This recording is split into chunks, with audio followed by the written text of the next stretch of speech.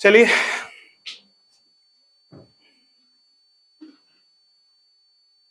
तो हम लोग कल यहां तक पढ़े थे, तो हम ये डिस्कस करने जा रहे हैं why so much greater biological diversity. पूछता है क्वेश्चन, और ये इकोसिस्टम का टॉपिक है एक्चुअल में, लेकिन यहीं पे देख लेते हैं हम लोग कि ट्रॉपिकल एरिया में इतना ज्यादा डाइवर्सिटी की वजह क्या है।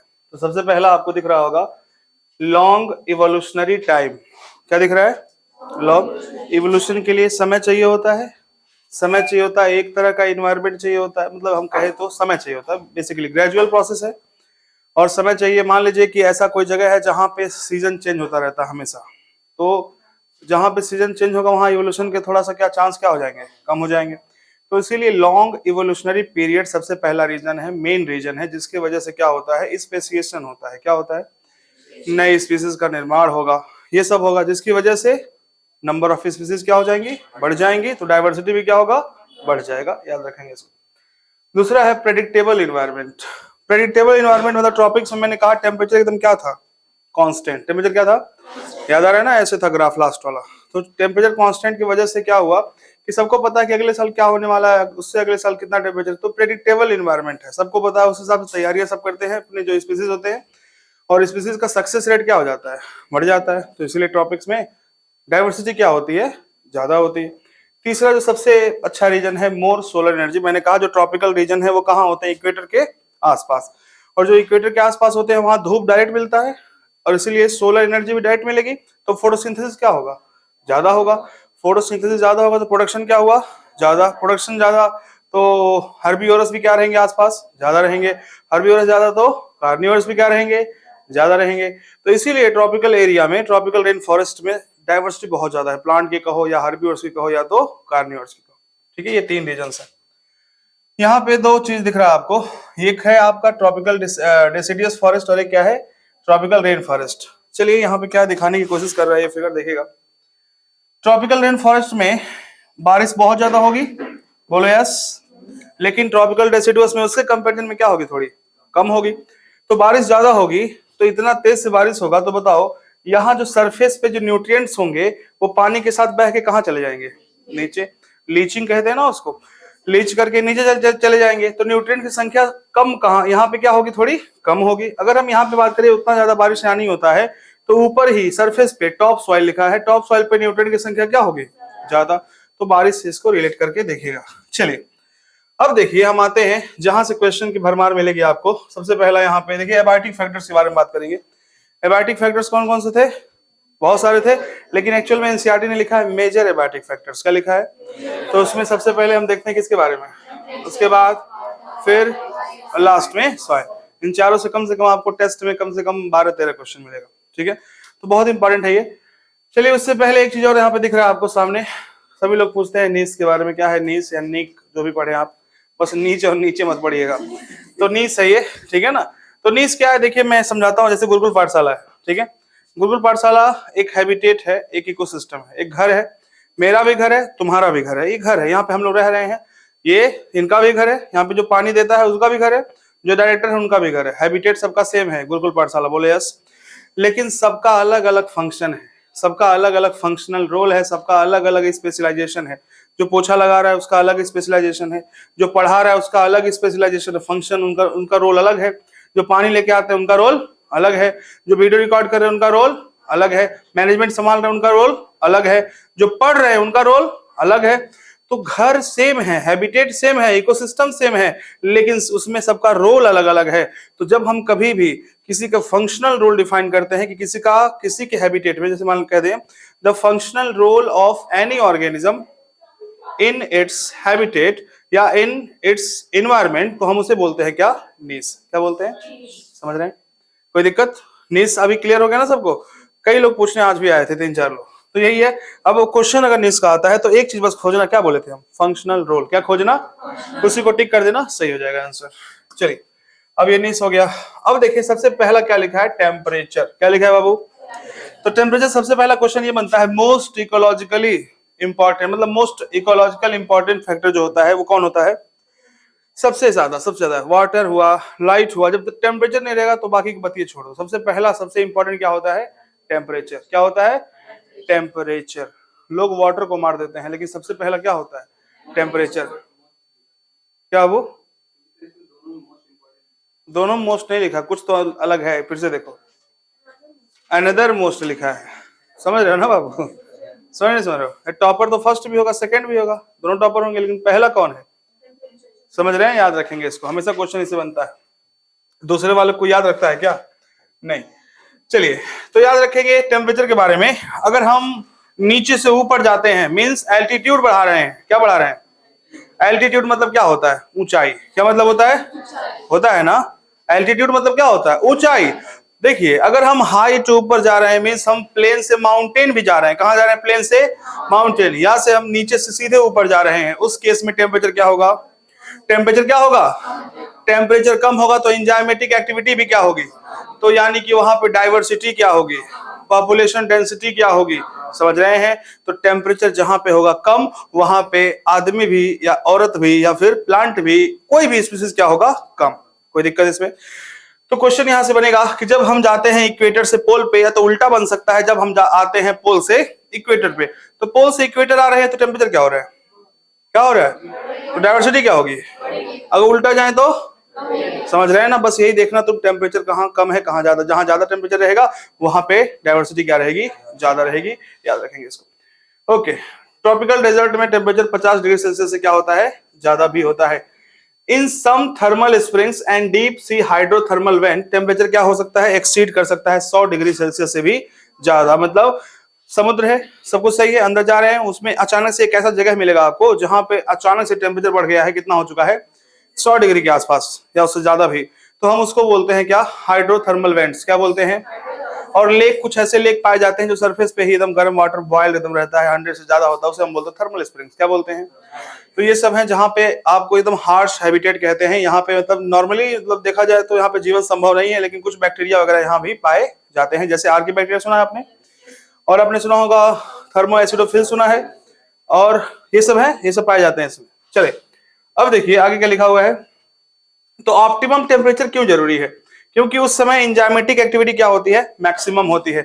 और जब आपके अच्छे से एंजाइम काम करेंगे तो आपका मेटाबॉलिक रिएक्शंस क्या चलेगा? अच्छे से चलेगा। तो आपके जीवित रहने और सर्वाइवल चांस भी क्या हो जाएगा? बढ़ जाएगा। तो हमको बेसिकली यही देखना है कि जहां पे ऑप्टिमम टेम्परेचर रहेगा, जहां पे रूम टेम्परेचर के आसपास रहेगा, वहां लोग की संख्या ज्यादा होती है, क्योंकि वहां पे आपका मेटाबॉलिज्म सही से चलेगा।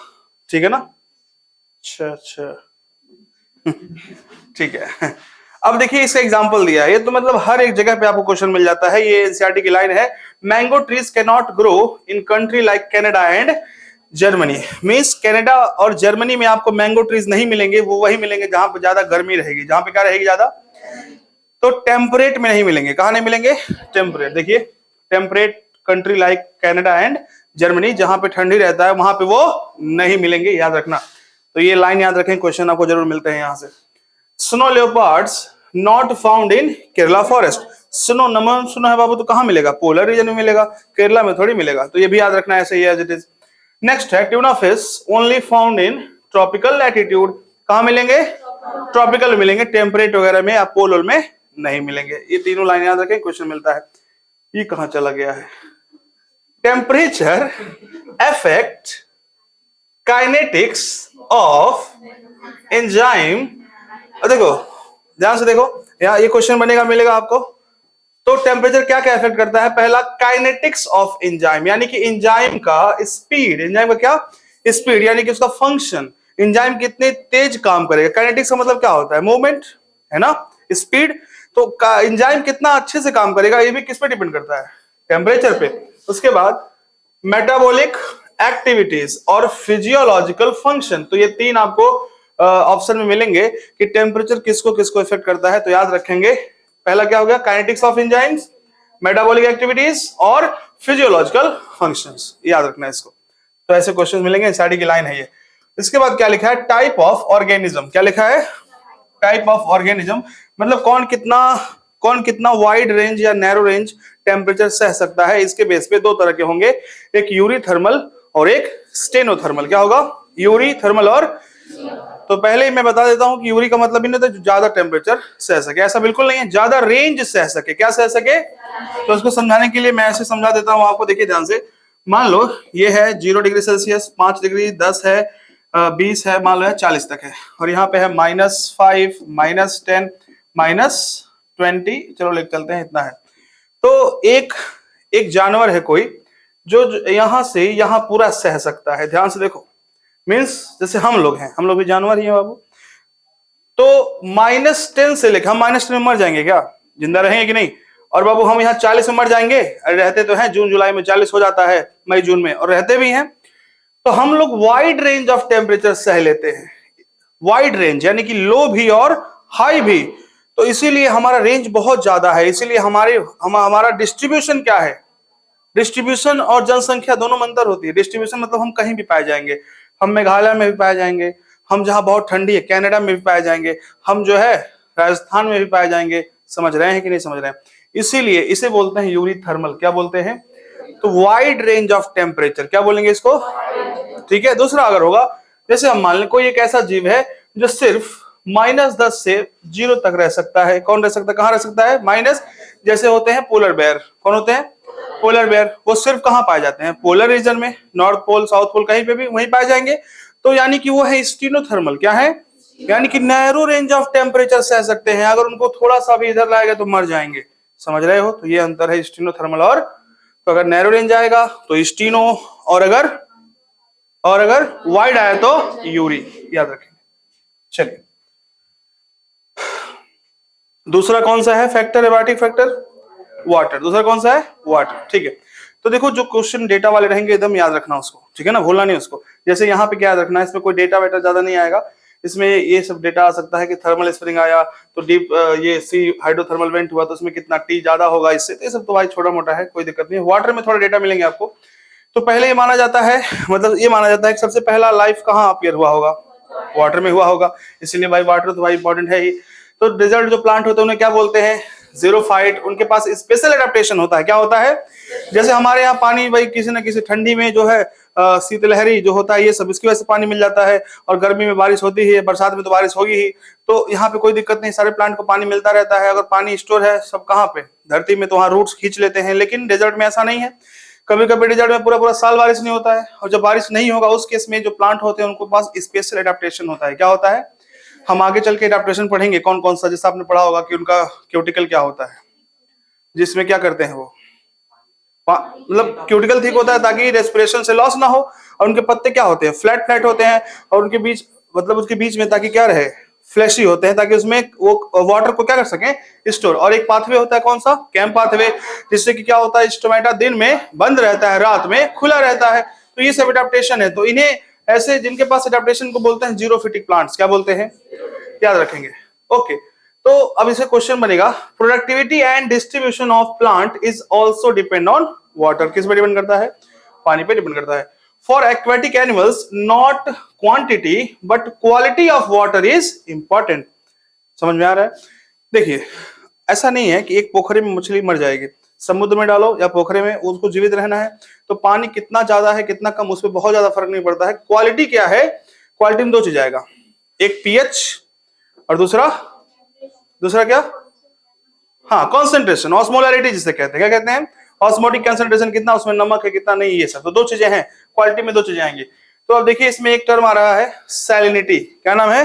सैलिनिटी का मतलब है सैलाइन। सैलाइन मतलब नमक, यानी कि पानी में नमक कितना है। तो हम यहां से क्वेश्चन आपके बहुत ज्यादा बनते हैं, इसको याद रखना।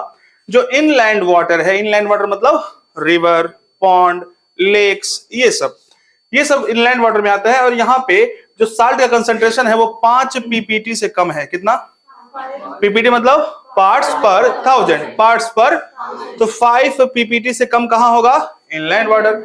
सी वाटर देखा गया तो 30 से 35 के बीच में या इससे कम, इतना रहेगा, 30 से 35। याद रखेंगे इसको। 30 to 35 पीपीटी। किसकी बात हो रही है? सी वाटर। किसकी बात हो रही है? अगर हम कुछ हाइपर सैलाइन लेगून्स की बात करें तो उनका कितना रहेगा? 100 पीपीटी से भी। अगर हाइपर, नाम में ही हाइपर सैलाइन, बहुत ज्यादा नमक, समझ रहे हैं, उसमें क्या हो जाएगा? 100 से ज्यादा। ठीक। तो पीपीटी क्या है? पार्ट्स पर। पूछेगा कि सैलिनिटी को किसमें नापते हैं तो बोल देना पीपीटी में। किसमें नापते हैं? पीपीटी। ठीक है। ओके। अब फिर वही बात आ जाएगा कि ऑन द बेसिस ऑफ कि कौन कितना टॉलरेट कर सकता है सैलिनिटी को। दो तरह के ऑर्गेनिज्म होते हैं, एक कौन सा हुआ? यूरी हेलाइन, और एक कौन सा हुआ? स्टिनोहेलाइन। तो बहुत ज्यादा जो वेरिएशन, मतलब कि जो फ्रेश वाटर में भी जी ले रहा है और जो सेलाइन वाटर में भी जी रहा है, मतलब उनका रेंज बहुत बड़ा है, उसको हम क्या बोलेंगे, यूरी हेलाइन। और जो सिर्फ ऐसा है कि हम सिर्फ फ्रेश में रहेंगे या तो हम सिर्फ सॉल्ट में रहेंगे, उनको क्या कहेंगे, स्टीनो हेलाइन। क्या कहेंगे, तो नैरो और वाइड, नैरो और वाइड, ये मतलब है। चलिए लाइट, तीसरा कौन सा फैक्टर है, लाइट। लाइट की बात कर लें। देखो लाइट से सबसे पहला जो क्वेश्चन बनता है आपका, ये वाला क्वेश्चन बनेगा लाइट में, कि लाइट का इफेक्ट प्लांट पे क्या पड़ता है, लाइट का इफेक्ट एनिमल्स पे किस किस एक्टिविटी में पड़ता है। चलिए शुरू से देखते हैं। Light is important for photosynthesis, पता था क्या, पक्का पता था, नहीं आज पता चला है। चलिए अब एक क्वेश्चन ये बनेगा कि जो जंगलों में जो छोटे छोटे पौधे होते हैं, हर्ब्स होते हैं, स्टब्स होते हैं, उनका ग्रोथ पे कौन इफेक्ट डालता है, large large toll tall trees डालते हैं। लेकिन मैंने बताया था कि फोटोसिंथेसिस पे ज्यादा इफेक्ट नहीं डालती, क्योंकि क्या हो जाते हैं, वो आदत हो जाता है, एडाप्टेशन हो जाता है, समझ रहे हैं, ये याद रखना। तो क्या लिखा है, हर्ब्स एंड श्रब्स जो फॉरेस्ट में होते हैं, ओवरशैडोड बाय टॉल ट्री, जो बड़े बड़े हैं उनको ओवरशैडो कर दिए हैं, छिका लिए हैं। So adapted for photosynthesis at very low, तो उनको डायरेक्ट सनलाइट नहीं मिल रहा है, लेकिन फिर भी फोटोसिंथेसिस अच्छे से कर लेते हैं लो लाइट में ही। तो प्लांट में देखा जाए तो light is important for productivity. किसके लिए इंपॉर्टेंट है, प्रोडक्टिविटी के लिए। अरे लाइट नहीं मिलेगा तो फोटोसिंथेसिस नहीं होगा तो प्रोडक्टिविटी क्या हो जाएगी, कम हो जाएगी, खत्म हो जाएगी। और दूसरा क्या लिखा है, फोटोपीरियडिज्म। फोटोपीरियडिज्म का मतलब होता है फ्लावरिंग, का मतलब होता है, अरे जब सनलाइट नहीं मिलेगा तो फ्लावरिंग भी नहीं होगी, याद रखना। एंड ओपनिंग ऑफ स्टोमेटा, जैसे देखते हैं मेजर जो प्लांट होते हैं, मैक्सिमम प्लांट होते हैं, उनका दिन में स्टोमेटा खुला रहता है और रात में बंद रहता है। तो रात और दिन का मतलब किससे है, लाइट से। अरे लाइट ज्यादा है तो दिन है, नहीं है तो रात है। तो जो प्लांट होते हैं वो तो टाइम देखते नहीं है कि 6 बज गया आप उसमें खोल दो, नहीं, जब आएगा सनलाइट तो खोल देते हैं सब, है कि नहीं। चलिए अब देखिए ध्यान से, तो ये सब चीजें हैं जो अफेक्ट करते हैं। लिखेगा फैक्टर्स अफेक्टिंग, या तो लाइट अफेक्टिंग प्लांट, तो ये तीनों ऑप्शंस आएंगे आपके पास, या तो इसमें से कोई एक आएगा, या तो कुछ चार्ट दे देगा, कहेगा कौन गलत है, ऐसे आएंगे क्वेश्चन। तो एनिमल की बात करें तो एनिमल का सबसे जो इंपॉर्टेंट काम होता है बाबू, रिप्रोडक्शन। सबसे इंपॉर्टेंट क्या है उसका, तो सबसे एनिमल का रिप्रोडक्शन में, जैसे वहां पे हमने फोटोपीरियडिज्म कहा था, तो फोटोपीरियडिज्म जनरली हम यूज करते हैं किसके लिए, प्लांट के लिए, लेकिन इसके लिए भी यूज कर सकते हैं, कोई दिक्कत नहीं है। इसके लिए ब्रीडिंग भी यूज करते हैं हम लोग। तो रिप्रोडक्शन में भी ये हेल्प करता है। हेल्प करना का मतलब क्या है, जैसे मैंने कहा कि अभी 1 महीना पहले मैंने कहा था ना, कुत्ता और कुत्ते वाला सब देखे ना, कि हाँ वही, एक कुत्ते के पीछे कम से कम 2-3 कुत्ते लगे रहते हैं। और वो तो 2 महीना पहले मैंने कहा था। 2 महीना पहले क्यों, अभी क्यों नहीं लगे हुए हैं, क्योंकि अब उनका सीजन, माहौल अलग है बाबू। इस समय पिल्ले आ चुके हैं मार्केट में, देख रहे होंगे। अब गाड़ी चलाते हैं, रास्ते में पिल्ले दिखते हैं अलग अलग कलर के, है कि नहीं बाबू। अरे हरे राम, चलो बाबू कोई बात नहीं। तो रिप्रोडक्शन का टाइमिंग क्या होगा, इसमें भी इफेक्ट डालता है। तो वही है, सब जितने भी एनिमल्स है सबका एकदम फिक्स है कि जब इतनी लाइट की इंटेंसिटी होगी, ये मौसम आएगा, तब हम लोग का ब्रीडिंग सीजन चलेगा। तो ऐसा चलता चला आ रहा है। दूसरा है फॉरेजिंग। फॉरेजिंग का मतलब क्या होता है, खाने का पैटर्न। फॉरेजिंग टाइम भी, फॉरेजिंग पैटर्न, दोनों अलग चीजें हैं। फॉरेजिंग पैटर्न मतलब बताइए, हाँ मतलब फूड सर्चिंग के बारे में, वही है। फॉरेजिंग टर्म याद रखो, और फॉरेजिंग का मतलब होता है फूड से रिलेटेड। किससे रिलेटेड, फूड से रिलेटेड, याद रखेंगे इसको। माइग्रेटरी एक्टिविटीज, माइग्रेशन कब करना है, जैसे आपने सुना होगा, क्या सुना है, जब साइबेरिया में ठंडी बहुत ज्यादा बढ़ जाती है, कोई रहने लायक नहीं रह जाता है, तो साइबेरियन बर्ड्स वहां से आती हैं, कहाँ पे, राजस्थान में। राजस्थान में किस जगह, भरतपुर। भरतपुर में कौन सा पार्क, कियोलैडो नेशनल पार्क, याद है ना। तो माइग्रेटरी एक्टिविटीज में भी फर्क डालता है कौन, टेम्परेचर। अरे लाइट की बात कर रहे हैं, किसकी बात कर रहे हैं। चलिए लाइट में अगर देखा जाए तो लाइट से एक साथ आती है यूवी रेज, क्या आती है, जो वो यूवी रेज देखा जाए तो उसको 3 कंपोनेंट होते हैं, यूवी ए, यूवी बी और यूवी सी। जो यूवी ए है वो क्या है, मॉडरेट हार्मफुल होता है। जो यूवी बी है वो बहुत ज्यादा हार्मफुल, और जो यूवी सी है वो एकदम लीथल होता है, मतलब एकदम खत्म कर देगा, तुरंत तुम्हारे ऊपर पड़ा तुम जल जाओगे। लेकिन ये जो है यूवी बी और यूवी सी क्या हो जाता है, ओजोन लेयर या तो एब्जॉर्ब करके या तो रिफ्लेक्ट कर देता है। लेकिन ये वाला जो हमारे पास आता है कौन, यूवी ए, ये बहुत ज्यादा हार्मफुल नहीं होता है। चलिए अब देखते हैं वेवलेंथ के बारे में। तो पीआर क्या होता है, फोटोसिंथेटिकली एक्टिव रेडिएशन। ऐसा रेडिएशन, ऐसा सनलाइट जिससे क्या हो सकता है, फोटोसिंथेसिस। तो कितना होना चाहिए, 400 से 700 नैनोमीटर। ओके, अब देखिए पूछा जाता है कि जो डीप सी है, डीप ओशन है, उसमें कौन से एल्गी पाए जाते हैं, ग्रीन, ब्राउन या रेड, तो क्या हम आंसर करते हैं रेड। क्यों ऐसा होता है? क्योंकि जो रेड एलगी होते हैं उनके पास एक होता है पिगमेंट जिसे बोलते हैं फाइकोएरिथ्रिन, क्या बोलते हैं, और फाइकोएरिथ्रिन बहुत लो लाइट को भी एब्जॉर्ब करके, थोड़ा भी लाइट को एब्जॉर्ब करके क्या करवा देता है, फोटोसिंथेसिस। याद रखना है इसको। तो पूछेगा क्वेश्चन बस इतना कि फाइकोएरिथ्रिन ये सब नहीं पूछेगा, बस पूछेगा एनसीईआरटी से अगर पूछना होगा कि जो डीप शी है उसमें कौन पाया जाएगा, तो क्या टिक मारना, रेड को मार देना टिक।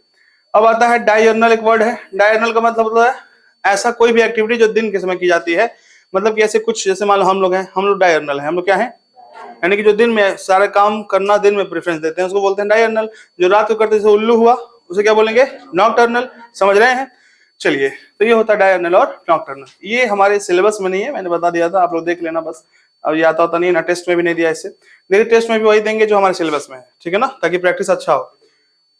एडेप्टेशन नहीं है, नहीं है, कौन कह रहा है? अरे है, सिलेबस में है, भले एनसीईआरटी हम ना दिया हो, सिलेबस देखो ना। कोई कहा है क्या एडेप्टेशन नहीं है? तुम ही बोले, हमारे पटक क्या हुआ है? अरे हरिराम, तुम्हारे नाम में हम राम जोड़ दिए और तुम झूठ बोल रहे हो, कैसे मर्यादा, तुम पुरुष हो यार। चलो इधर देखो, सॉइल, सॉइल बाबू मिट्टी। तो हमने पढ़ लिया क्या, टेम्परेचर, हमने पढ़ लिया लाइट, हमने पढ़ लिया वाटर। अब क्या पढ़ने जा रहे हैं, मिट्टी के बारे में। ध्यान से देखें, बहुत क्वेश्चन इस पे बने हुए हैं, देखिएगा। स्टडी ऑफ सॉइल को हम क्या बोलते हैं, पेडोलॉजी। क्या बोलते हैं, पेडोलॉजी या तो इडाफोलॉजी, या तो इडाफोलॉजी, याद रखेंगे। अब देखो एक वर्ड आया है परकोलेशन। परकोलेशन का मतलब क्या है बाबू? अरे वाटर होल्डिंग कैपेसिटी नहीं, दोनों अलग चीजें हैं, ये अलग बात है, दोनों रिलेटेड हैं। परकोलेशन मतलब क्या है कि देखो मान लो एक मिट्टी है, उस मिट्टी बहुत भुरभुरी मिट्टी है, कैसी है? देखो एक और ढेलहा मिट्टी, जानते हैं बाबू, नहीं जानते हैं? चलिए आज जान जाएंगे। एक होता है ढेलहा मिट्टी, एक होता है भुरभुरी मिट्टी। देखो होता क्या है, अच्छा कौन सा किसान के लिए अच्छा है? अच्छा एक बात बताओ, मान लो इस समय गेहूं का बुआई चल रहा था, अगर गेहूं बुआई चल रहा, ढेला में बो दें तो बाबू जो उगेगा जो उगेगा ऊपर उठ पाएगा? अरे वही मर उड़ जाएगा सड़ उड़ के। लेकिन वह भुरभुरी मिट्टी रहेगी जिसका परकोलेशन, ध्यान समझो यार, है क्या बोलो, अच्छा ध्यान समझ रहे हो।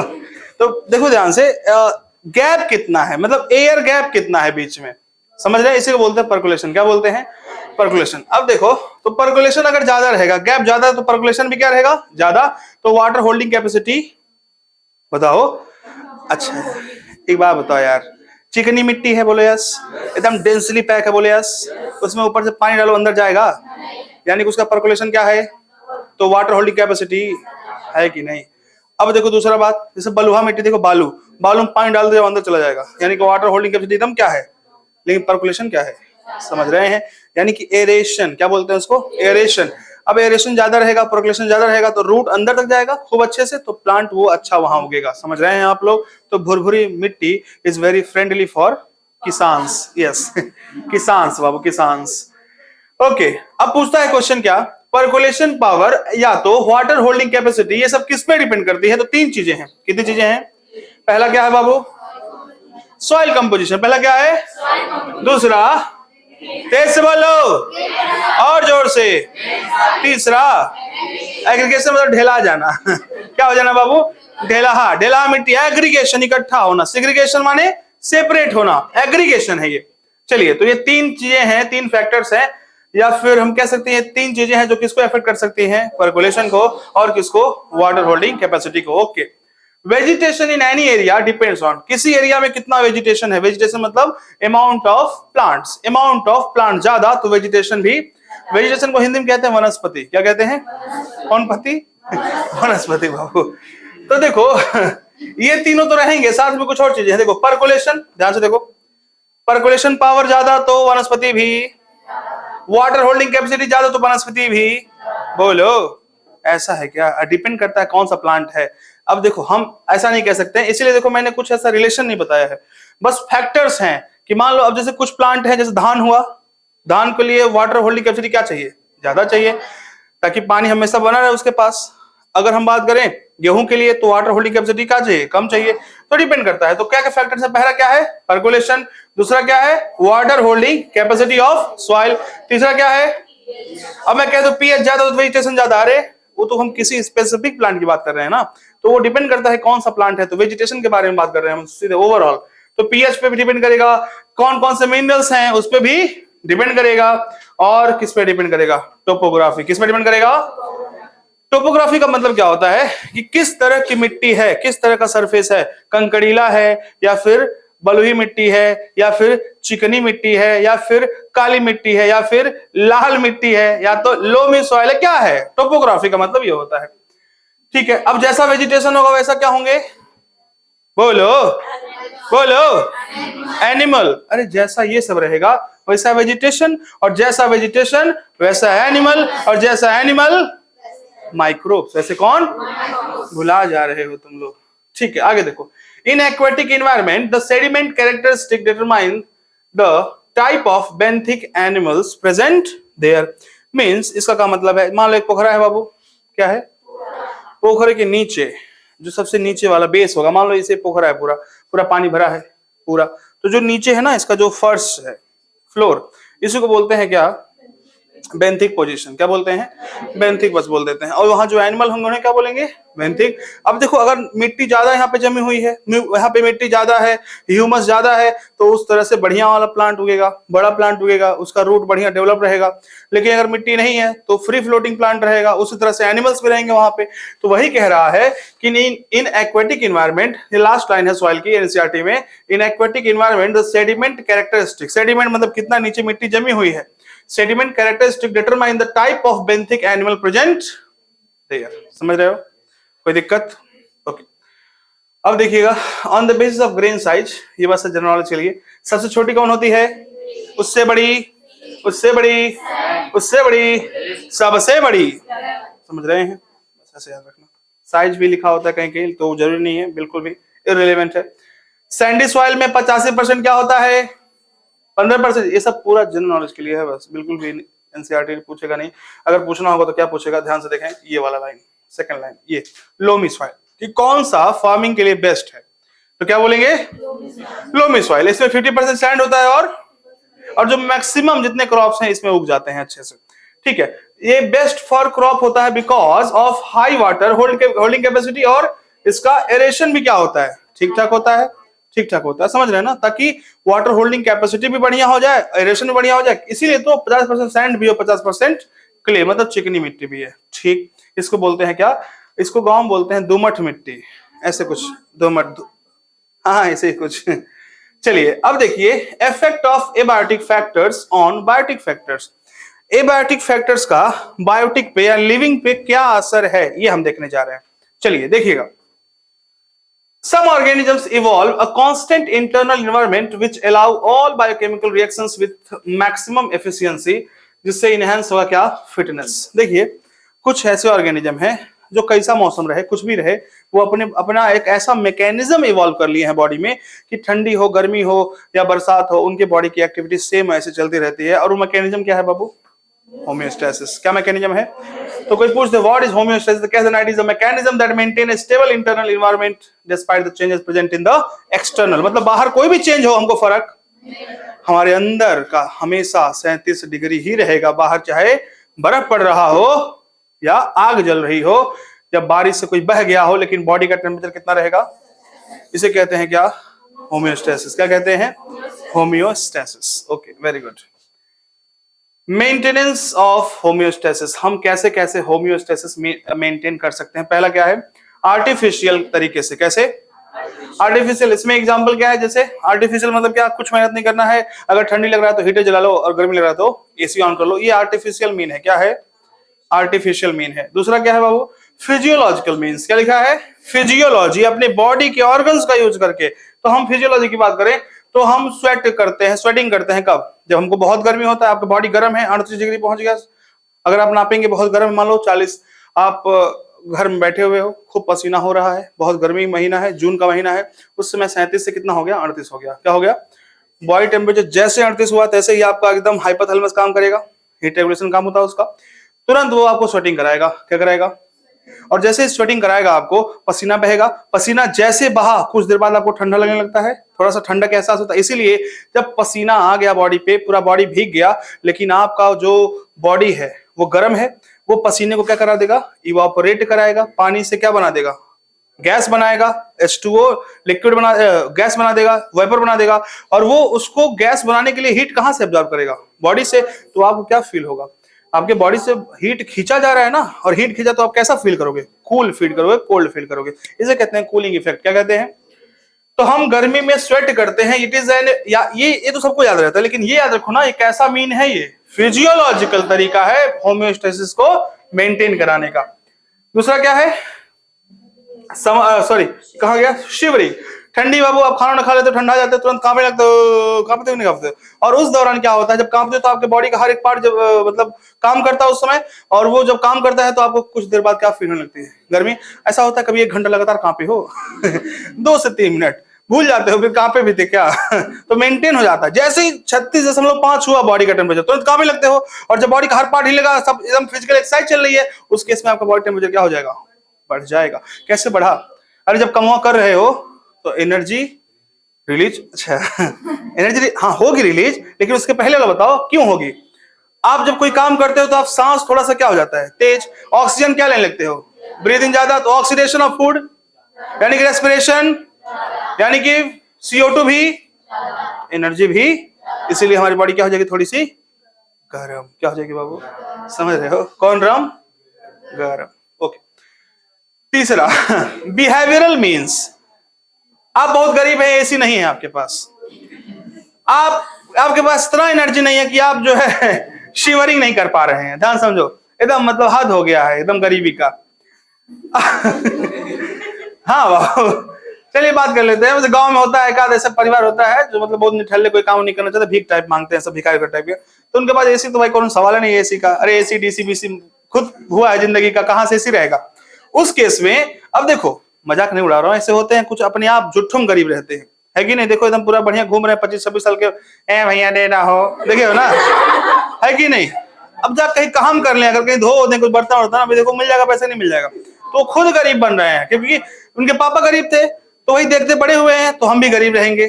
मजा आ रहा है, कुछ करना है नहीं, 10 जगह मांगना है, दिन भर में 1000 रुपया। अभी देखते हो कितने गरीब के घर से मिलता है, कितना? करोड़ों रुपया। देखियो कि नहीं मिले? भिखारी के यहाँ करोड़ रुपया यार, नहीं सुने हो? अरे यूट्यूब पे देखना, भिखारी है, हाँ भिखारी के घर पे टैक्स का छापा पड़ रहा है मुंबई में जो भिखारी हैं, तो उनका काम क्या है? मान लो कि एक भिखारी है, सुनो, अब कोई 1 रुपया देता नहीं है, लगभग 10 या 5 रुपया देगा कोई, 10 मान लेते हैं एवरेज। तो अगर एक भिखारी रोज 500 लोग से मिला, 500 गुणे 10 करो कितना हुआ? 5000, 5000, 5000 गुणे 30, 15 लाख। कितना लाख? कितना लाख? 15 लाख। यही कौन? बहुत सही, बहुत सही। 1.5 लाख। कितना लाख?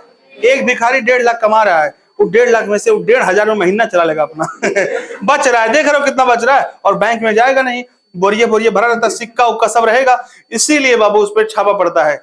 ये सब भिखारी जो बहुत है, सब देना मत पैसा वैसा उसको दो जो मतलब देखो पैर नहीं है, ठीक है, कोई बच्चा है तो उसको हेल्प कर दो।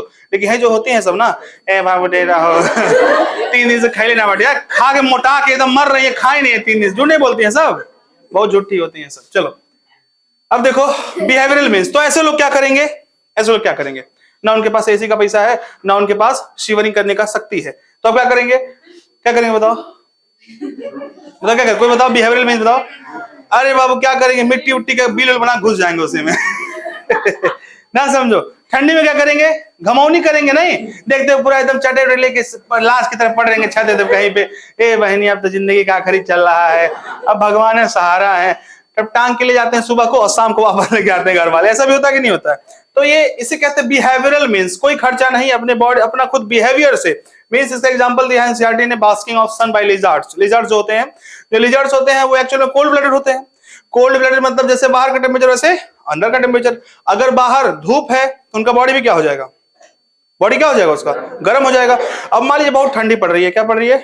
तो उनका बॉडी बहुत ठंडा हो गया, एंजाइम एक्टिविटी करना मुश्किल हो गया। उस केस में अगर थोड़ा बहुत धूप हुआ तो वो बाहर चले जाएंगे और धूप सेकेंगे अपना। इसे कहते हैं बिहेवियरल मीन्स।